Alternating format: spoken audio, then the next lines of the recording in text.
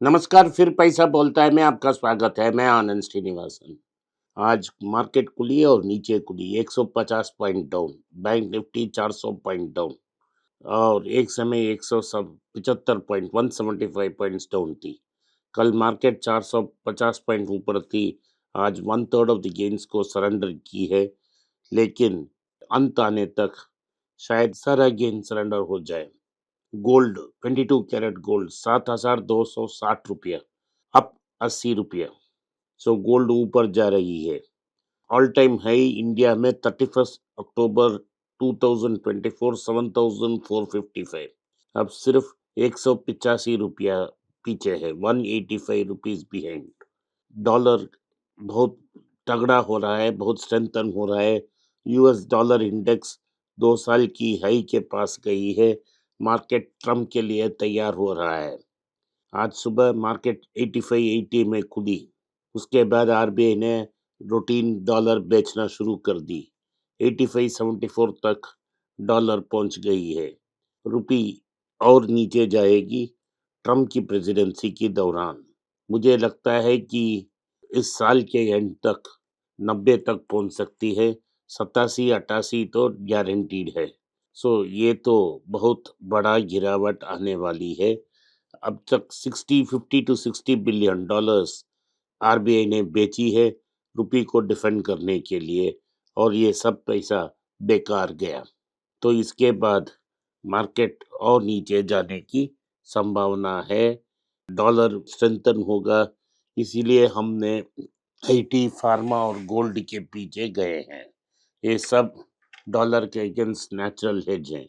जेफरीस ने कहा है कि रेट कट आएगी 2025 में। तो अगर रेट कट आती है तो बैंक्स अच्छी करेंगी। एचडीएफसी बैंक और आईसीआईसीआई की टारगेट ऊपर गई है। उनके अनुसार जो क्रेडिट डिपॉजिट रेशियो बहुत ज़्यादा था वो नीचे आना शुरू कर दी। तो एनबीएफसी भी नीचे आ गई है और एनबीएफसी लेंडिंग भी अंडर प्रेशर है। मेरा ओपिनियन क्या है, डेफिनेटली रुपी नीचे आएगी। अगर संजय मल्होत्रा साहब रेट कट करते हैं तो इन्फ्लेशन जो ऑलरेडी तगड़ा है ऊपर जाएगा, गरीब सफ़र होंगे और रुपया और नीचे जल्दी आ जाएगा। एनीवे 90 श्योर है। साउथ इंडियन बैंक 3% ऊपर गई है। Q3 की अच्छी अपडेट है। मैंने अनेक बार आपसे कहा है कि ये अच्छा बैंक है। अभी प्राइसेस बहुत वीक है। पीआर शेषाद्री को उन्होंने लाया है। करूर वैश्य बैंक को उन्होंने टर्न अराउंड की, इसको भी वो टर्न अराउंड करेंगे। तो डिपॉजिट 6.2% ग्रो हुई। कासा रेशियो थोड़ा डिक्लाइन हुआ, क्योंकि डिपॉजिट्स तो बहुत मुश्किल है कहने का। अभी भी South Indian bank price to book 0.74 में ट्रेड हो रही है। इस साल 10% नीचे है। हम 5 रुपया से इसे कंसिडर कर रहे हैं। अगला न्यूज़ है इंटरनेशनल न्यूज़।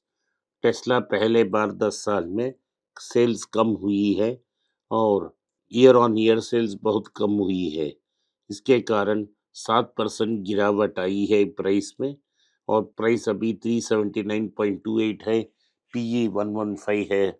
या और बड़ा करेक्शन आ सकता है, क्योंकि आप सब लोग समझते हैं कि टेस्ला एक कार कंपनी है, ट्रक कंपनी है नहीं। उसके एक बैटरी स्टोरेज और सोलर कंपनी है। और इससे प्रेशर्स और आएगा, क्योंकि BYD और other players cheaper EV dump कर रहे हैं मार्केट में। तो टेस्ला ने 10% वर्कफोर्स को काट दिया अप्रैल में। सेल्स स्टाफ को भी काट कर दिया। तो इससे टेस्ला का बहुत बड़ा प्रेशर हो रहा है।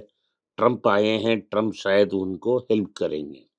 आइशर मोटर्स ने 7% ऊपर गई थी। मॉर्निंग कॉन्टेक्स्ट में एक बड़ा आर्टिकल आया कि उनका परफॉर्मेंस शानदार है, लेकिन प्रेशर रहेगी हीरो और बजाज से। लेकिन आइशर मोटर की रिजल्ट्स बहुत ज़्यादा हो गई हैं, और बजाज ऑटो की सेल्स डिक्लाइन हुई है 1% से। वो 3,23,125 व्हीकल्स बेची हैं। लेकिन बजाज ऑटो को चेतक में बड़ा लीड मिल गया है, 25% मार्केट शेयर है। और टीवीएस मोटर्स का सेल्स भी थोड़ा ऊपर गई है।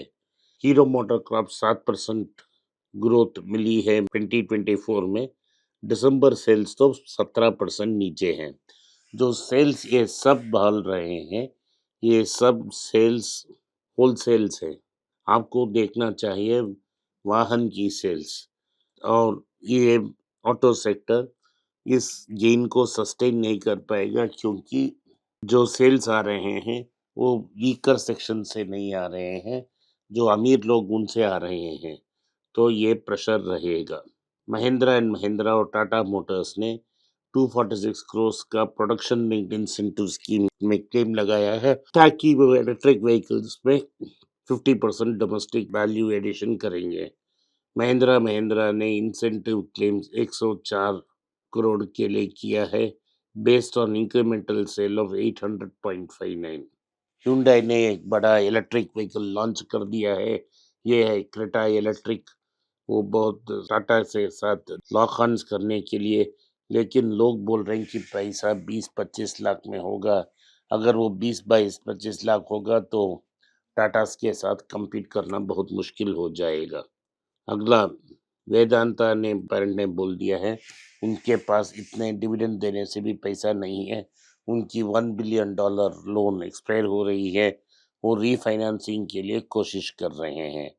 पिछले 2024 में 800 मिलियन लोन 2024 में लिया था, 10 और 11% के बीच। तो ये तो बहुत बड़ा प्रेशर है। जब तक वो एसेट सेल करके लोन को नीचे नहीं आते हैं, वेदांता को बचना बहुत मुश्किल है। कैंपा कोला, कोक और पेप्सी बड़ा एक्सपेंशन प्लान्स अनकॉर्क कर रहे हैं, डोमिनेट करने की कोशिश कर रहे हैं मार्केट को। कैंपा मार्केट को छीनने के लिए कोशिश कर रहा है।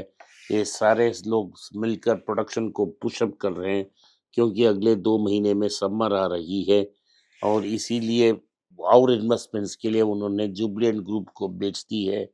तो 2019 में ये 67,100 करोड़ मार्केट था। कार्बोनाइज्ड एंड बॉटल्ड वाटर 2030 तक के एस्टिमेट ये है कि 1.47 लाख करोड़ तक मार्केट पहुंच सकती है। तो ये सब इन्वेस्टमेंट्स हो रही है मार्केट को पुशअप करने के लिए। लेकिन क्या होगा इसके बारे में हम वेट कर देखते हैं। डंसो की सीईओ और को फाउंडर कबीर बिस्वास ने कंपनी को छोड़ दिया। पहले 1 साल से प्रॉपरली तनख्वाह नहीं दे रहे हैं, तो बेसिकली कंपनी दिवाला हो गया। और जो रिलायंस पैसा डाला है उसमें, वो रिलायंस उससे रिवाइव करने के लिए कोई अटेम्प्ट नहीं कर रहा है, कोई पैसा नहीं डाल रहा है। इनका कंपटीशन स्विगी, इंस्टामार्ट, जेप्टो और ब्लिंकिट हो गया है। चेतन परेख जो मार्केट में बैन थे, वो रेगुलेटरी क्रॉसरोड्स में फिर से आ गए हैं। सेबी ने इंटरिम ऑर्डर दिया है चेतन परेख और सिंगापुर बेस्ड रोहित सालगांवकर के अगेंस्ट। वो running trades mutual fund based US based funds की ट्रेड कर रहे हैं, उन्हें सिक्योरिटी मार्केट से फिर से बैन किया गया है।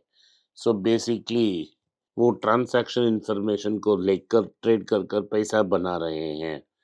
तो परेख जो बैंड हैं, वो सुमित सोनालथिया, अशोक पोदार की तरफ से ये ऑर्डर्स एग्जीक्यूट कर रहे हैं। तो ईडी ने रेलिगेयर की चेयरपर्सन रश्मि सलूजा को क्वेश्चन किया है मनी लॉन्ड्रिंग केस में। तो ये सीधा बात है कि ये बर्मन और सलूजा के बीच में क्लैश हो रही है। बर्मन वो रेलिगेयर के कंट्रोल लेना चाहते हैं। सलूजा ने वो कैर नाम का एक इंश्योरेंस को बड़ा बनाया, वो रेलिगेयर का सब्सिडरी है। वो समझती है अगर बर्मन टेक ओवर करेगा उसको कुछ नहीं मिलेगा, तो उन्होंने ई सब्स अपने आप अलॉट कर ली, वहीं से प्रॉब्लम शुरू हुई। अभी कोर्ट्स ने बर्मन की साइड ले ली और बोल दिया है कि वो ओपन ऑफर से जा सकते हैं। अगर ओपन ऑफर सक्सेसफुल हो गया तो बर्मन लगभग 60% के ऊपर आउटस्टैंडिंग स्टॉक्स को ओन करेगी, तो वो प्रमोटर बन जाएगी और सलेजा को निकालेगी। तो आज के लिए इतना ही। आपने इस पॉडकास्ट को सुना, इसके लिए मैं आपका आभारी हूँ। हो सके तो वीडियो को लाइक कीजिए, चैनल को सब्सक्राइब कीजिए और बेल नोटिफिकेशन दबाएं। इस वीडियो को अपने दोस्त रिश्तेदार के पास भेजें और उनको देखने की आग्रह करें। नमस्कार, धन्यवाद, जय हिंद।